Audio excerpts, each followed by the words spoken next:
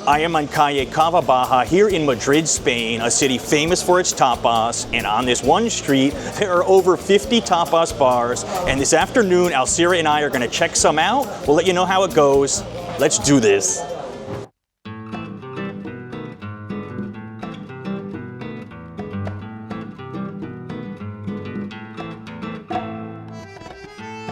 Alcis, you want to check out a place with almost 500 years of history?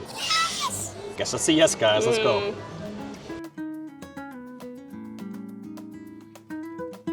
Before we enjoy this delicious Tinto de Verano, which I hope isn't going to be a mistake that we each got one, it really took me back to high school Spanish class. Over by the bar, they had an area for camareros, and we learned in the USA, camarero is waiter. Then I learned in Mexico, it's mesero. So I feel like the more I travel with Spanish, the more I need to learn.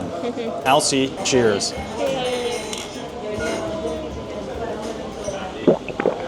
So refreshing. I really think that like Tinto de Verano in Spain is the perfect summer drink. We can talk about vermouth, we can talk about regular wine, but exactly, you know, with the ice, it almost feels like just like a boozy kind of lemonade to me, or iced tea.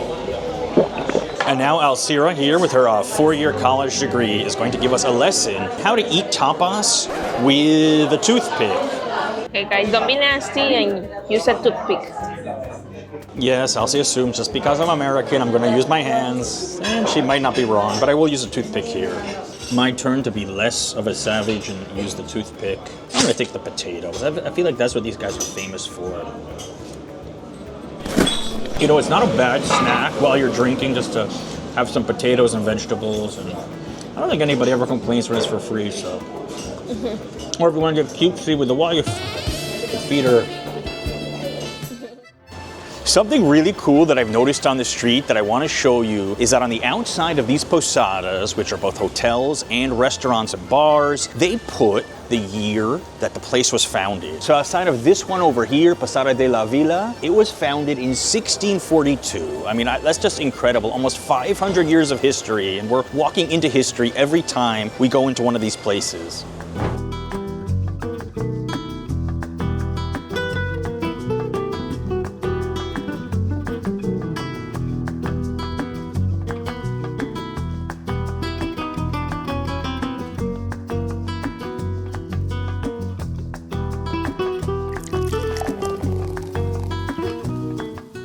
You know, I will give credit here in Madrid.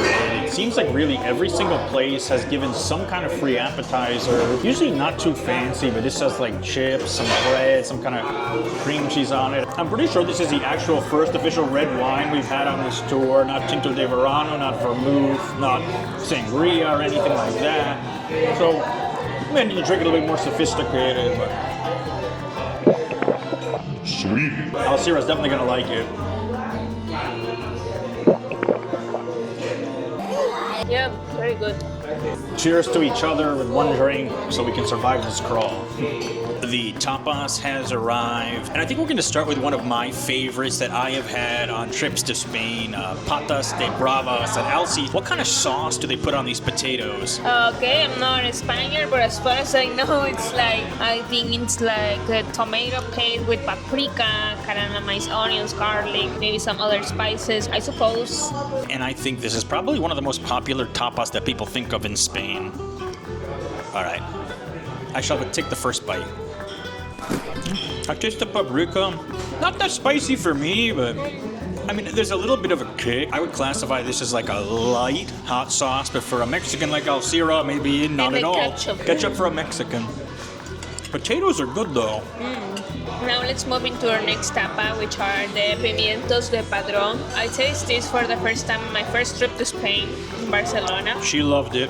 I love it so much. The first time I saw that, I thought, oh, this might be spicy, but not just peppers. I like just peppers and baked peppers with grain salt, maybe some other spices. All right, I don't want to get attacked here, but my first thought looking at it was it kind of looks like edamame a little bit. Let's see. A salty pepper. I think this would go really good with beer, even though we've been drinking mostly wine today. Cheers. We cheers each other with our shared drink. Here's an important disclaimer. Do not come to Cava Baja on Wednesday afternoons. I'm learning this the hard way, and you could learn it now to not to repeat it. Wednesday afternoons, about half the places have been closed, so we're actually going to a place now, sight unseen, just picking things that I think me and Alcira are gonna like, so maybe an interesting wild card adventure.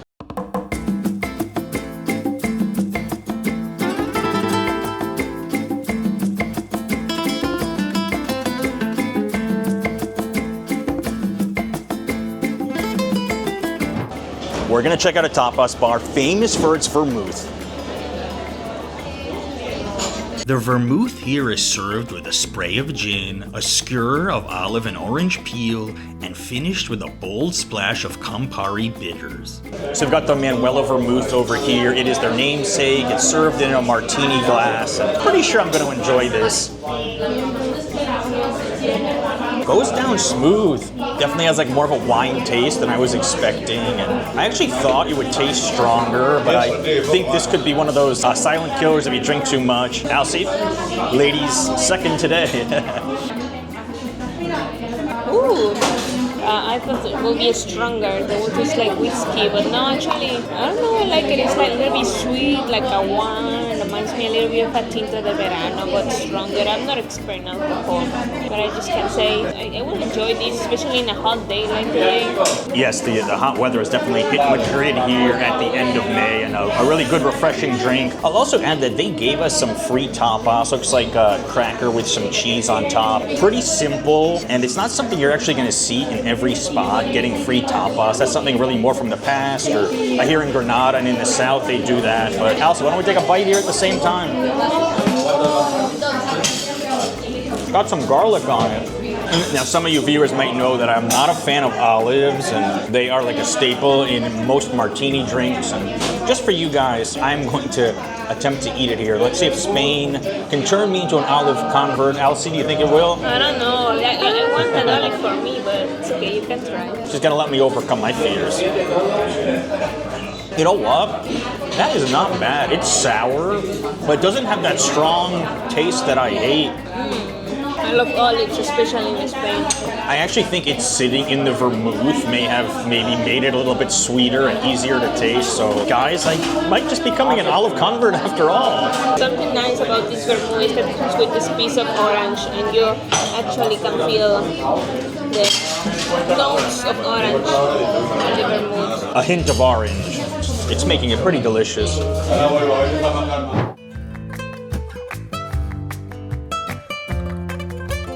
This place definitely has a vibe to it. It's very green, very flamenco, very bold and overstated, I would say, but in a good way. And we decided to get a sangria here. We've been, drinking wine, drinking vermouth, really staying on this silhouette of red drinks. And usually I'm a white wine guy, but Alcira, would you like to give it its first sip and tell us what you think?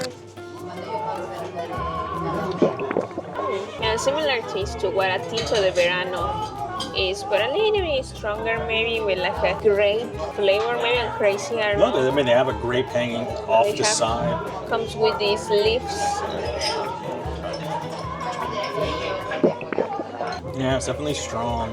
Yeah, similar to a Tinto de Verano, definitely in the same family. Nibbling on some little bread pieces, and I see the green and red. I was kind of thinking like a little bit of Italian vibes, even though we're in Spain, and they'll shoot me for saying that.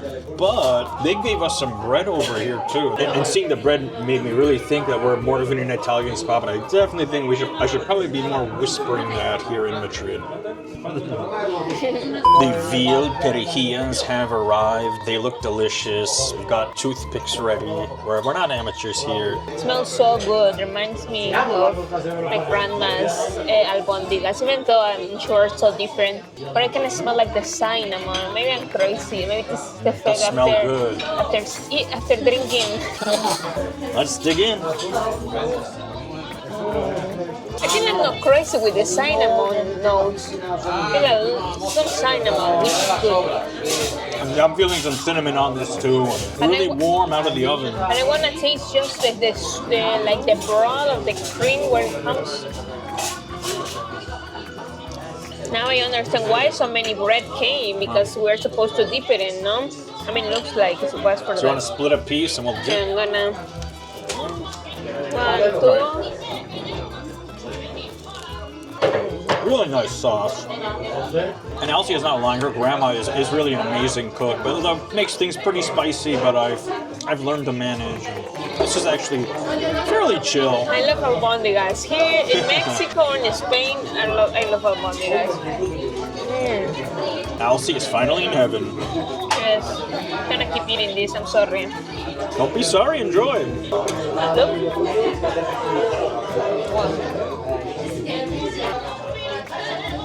Veal meatball heaven. Pair albondigas with this. You will be happy.